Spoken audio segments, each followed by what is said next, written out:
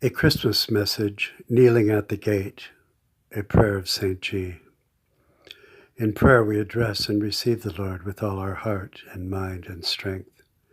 St.G is the nom de plume of an anonymous person, one who seeks the Father and is not anonymous to him, for he is his child.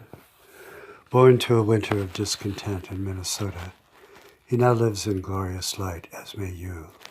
The light, who is the way and truth, responds to prayer, your prayer.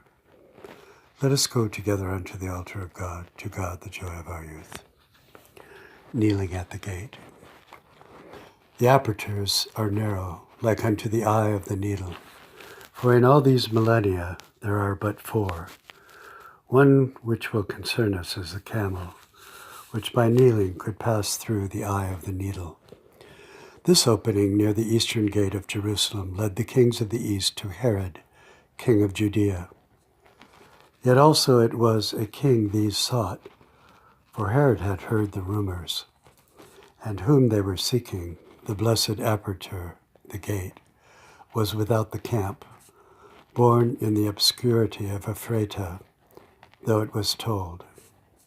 Perhaps not all would see the star or know its import, but from the east, over field and fountain, moor and mountain they came, following the star. Now also the sequence was this. Adam had one opening to heaven, but himself closed it.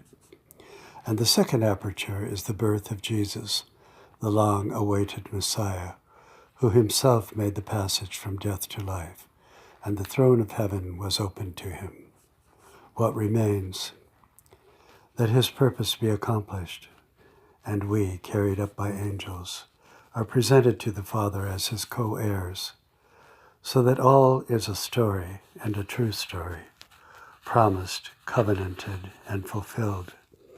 The garden, the star, the kings, the gifts of gold, frankincense, myrrh, the cross, the tomb, and the angel chariots. These same sang at the creation and unto the shepherds, and no doubt with the ascending Christ. And now to us they only whisper and attend, but we ourselves will be in chariots of fire, carried up by them to meet you face to face.